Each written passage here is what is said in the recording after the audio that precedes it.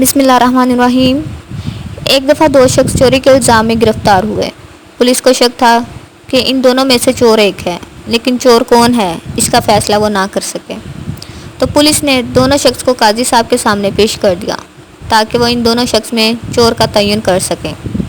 قاضی صاحب نے جب دونوں چوروں کو دیکھا تو انہوں نے پانی سے بھرا پیالہ منگوایا۔ قاضی صاحب پانی پیتا جاتا تھا اور چوروں کو گھورتا جاتا تھا، اور پانی پیتے پیتے اس کے ہاتھ سے پیالہ سلپ ہو گیا۔ پیالہ فرش پر گرا اور پوری عدالت پیالے کے شور سے لرز اٹھی۔ قاضی اس دوران چوروں کی طرف دیکھتا رہا۔ پیالے کا شور ختم ہوا تو قاضی نے ایک شخص کی طرف اشارہ کیا اور پولیس کو حکم دیا اس کو چھوڑ دیں اور دوسرے کے خلاف چوری کا مقدمہ قائم کر دیں۔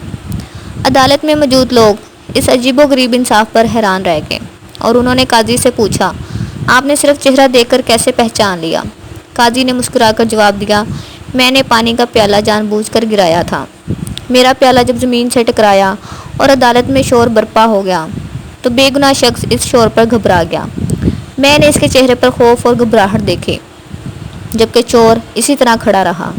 قاضی کا کہنا تھا، چور کا دل ہمیشہ مضبوط ہوتا ہے، یہ کھٹکے سے گھبراتا نہیں، اس کی پریکٹس ہوتی ہے، یہ شور یا کھٹکے کے عالم میں اپنے قدموں پر کھڑا رہے، حالات کا جائزہ لے اور جب شور ختم ہو جائے تو یہ دوبارہ اپنے کام پر لگ جائے۔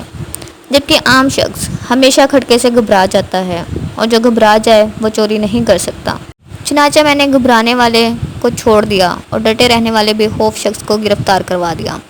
قاضی کی بات بعد ازاں درست ثابت ہوئی اور چور سے واقعی چوری کا مال برآمد ہو گیا۔ مزید اچھی تحریر پڑھنے کے لیے ہمارے چینل کو سبسکرائب کریں اور اپنے دوستوں کے ساتھ شیئر کریں۔ شکریہ۔